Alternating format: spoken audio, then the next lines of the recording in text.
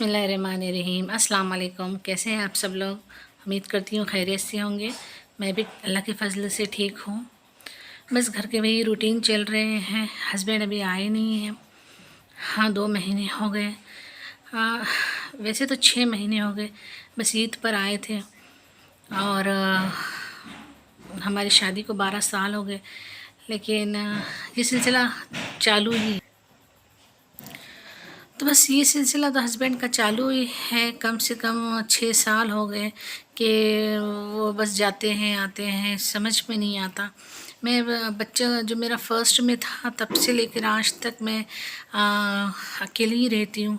उनका मन करता है तो आते हैं, मन नहीं करता तो नहीं आते हैं। पहले पहले स्टार्टिंग में बहुत डर लगता था अकेले रहने में। बच्चा छोटा है, अकेले ही रहती हूँ मैं। और बहुत सारी प्रॉब्लम्स आती थी, लेकिन क्या करें, ज़िंदगी है, जीना तो है। बहुत दुआएं करती हूँ, बहुत रोती हूँ, लेकिन किसी को कोई फ़र्क नहीं पड़ता। देखिए, ज़िंदगी है, ज़िंदगी जो है हमें जीना है। बस अल्लाह ज़िंदगी ज़िंदगी बस हमें जीना है। अल्लाह है हमारे साथ, बस अल्लाह के भरोसे पे मैं भी ज़िंदगी जीती हूँ। और अभी भी कुछ टाइम हुआ जो मेरी 3-4 दिन से तबीयत ठीक नहीं थी। पता नहीं छाती में क्यों तकलीफ़ हो रही थी। डॉक्टर के पास भी गई, ईसीजी वगैरह निकाली। कोलेस्ट्रॉल थोड़ा सा अब नॉर्मल आया है, पर ईसीजी वगैरह जो है ठीक है। और ब्लड टेस्ट भी करवाई, कुछ समझ में नहीं आया। हस्बैंड नहीं आए। हस्बैंड को मैंने कहा भी कि ऐसी ऐसी प्रॉब्लम है, तो वो नहीं आए। मम्मी पापा भी नहीं थे। फिर मम्मी पापा भी आ गए घर पे, उनके घर पे 1 दिन के लिए गई थी, उनको मिलकर आ गई। क्योंकि पेरेंट्स है, पेरेंट्स को तो 2 महीने हो गए थे मैंने उनको देखी नहीं थी, तो फिर जाके उनको भी मिला 1 दिन के लिए। बच्चे के स्कूल के एग्ज़ाम हैं, टेस्ट वगैरह चल रहे हैं, तो मैं वहाँ रुक भी नहीं सकती ना। वहाँ से बस आती है, लेकिन फिर वही कि बस के ड्राइवर जो होते हैं वो काफ़ी आनाकानी करते हैं कि जो रेगुलर बच्चे हैं उनको ही अच्छे से लेकर जाते हैं, तो प्रॉब्लम होती है। तो फिर मैंने सोचा चलो अपने घर ही आते हैं। हालांकि बेटे का इरादा नहीं था कि इतने दिन के बाद नाना नानी आए तो थोड़ा वहाँ पर रहने का। बेटा बहुत ज़िद कर रहा था। फिर मैंने उसको समझाया कि अपनी लाइफ तो भाई ऐसे ही है, चलो घर चलते हैं। घर आ गई। पता नहीं, देखिए, मैं किसी को ब्लेम थोड़ी कर रही हूँ। हर कोई अपनी अपनी लाइफ में बिज़ी होते हैं। अल्लाह ताला ने मेरे लिए ये ज़िंदगी चुनी है। मैं बहुत सब्र करती हूँ। बहुत लोग मुझे कहते हैं कि तुम इतना सब्र कैसे कर लेती हो, पर औलाद की तरफ जब देखती हूँ तो फिर सब्र, अल्लाह बहुत ज़्यादा मुझे सब्र दे देता है ना। बस यही कहना चाहूँगी कि इस वीडियो में कि बस आप लोग भी, हो सकता है कोई प्रॉब्लम है। देखिए, मेरी प्रॉब्लम बहुत सारी है।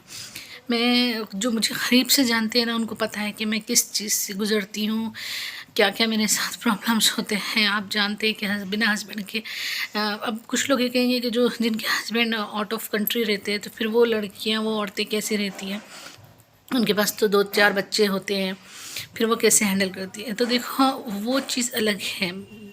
सबको पता होता है कि हस्बैंड जो है वो 1 साल के बाद आएंगे या 2 साल के बाद आएंगे, तो वो उस तरह से मैनेज करते हैं। लेकिन मुझे यहाँ पता ही नहीं होता कि 1 महीने में आएंगे, 2 महीने में आएंगे, या शादी के वक्त तो ये सब कुछ नहीं था, ये सब कुछ। और मैं बता रही हूँ कि हमारी शादी में काफ़ी कुछ प्रॉब्लम्स है। जैसे हमारी शादी को 12 साल हो गए, लेकिन मैं बताऊँ तो 12 घंटे भी हमारी शादी में कुछ ऐसे नहीं थे कि हम मतलब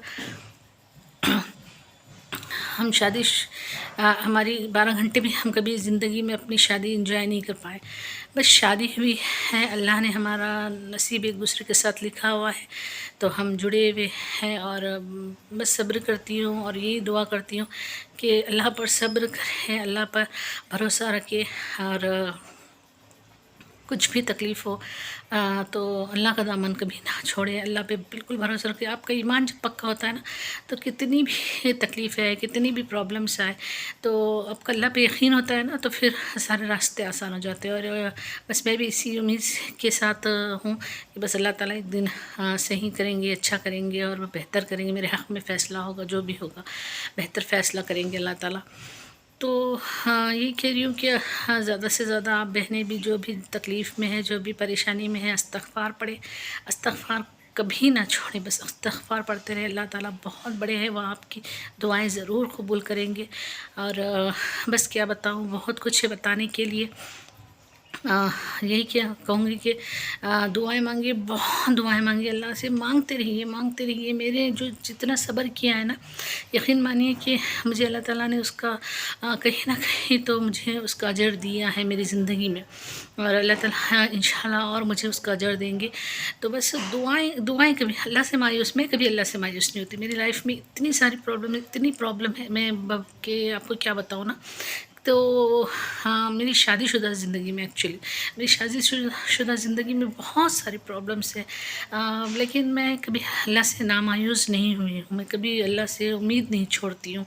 मैं कभी बस कि अल्लाह, बस अल्लाह ताला तू बेहतर करने वाला है, बस अल्लाह जी तुम जो है वो जो मुझे देख रहे हो, बाकी तो दुनिया है, दुनिया तो बस। तो ये अल्लाह का दामन ना छोड़े, अल्लाह पे भरोसा रखिए, अल्लाह पे उम्मीद रखिए, अल्लाह से मांगिए, खूब मांगे, नमाज़ें पढ़ के मांगिए, चलते फिरते मांगिए, इस्तग़फ़ार पढ़िए, मांगते रहिए, मांगते रहिए। कुछ लोग इस प्रॉब्लम आती है ना, तो हाँ, मुझे पता है कि नमाज़ तक पढ़ने का मन नहीं करता, इतना दिल टूट जाता है, लेकिन अल्लाह को याद करते रहिए, अल्लाह को मांगते रहिए, अल्लाह से मांगते रहिए, और अल्लाह एक दिन हाँ इंशाल्लाह सबकी दुआएं ज़रूर कबूल करेगा। सबकी परेशानियों को दूर करने वाला अल्लाह ताला ही है। तो बस यही कहूँगी कि हाँ, फिर चलिए, फिर चलती हूँ, फिर मिलूँगी नेक्स्ट वीडियो में। और मेरे लिए भी दुआ कीजिए, अपनी दुआ में मुझे याद रखिए, मुझे सपोर्ट कीजिए, मुझे लाइक, शेयर और सब्सक्राइब करें, मुझे कमेंट्स करके ज़रूर बताइए आपको मेरा वीडियो कैसे लगा। चलिए मिलती हूँ नेक्स्ट वीडियो में। अल्लाह हाफिज़।